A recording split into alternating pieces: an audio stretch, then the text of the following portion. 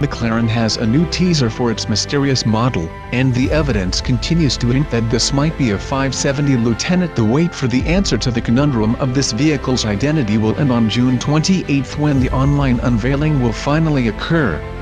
The public will get to see the machine in public for the first time at the Goodwood Festival of Speed in July, where it will drive up the event's famous hill climb.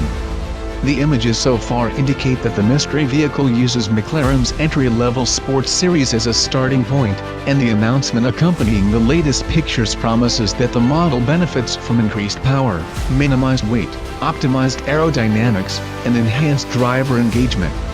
In addition, McLaren now says that it only plans to build a limited number of these vehicles. The previous teaser offered McLaren's first glimpse of the upcoming model.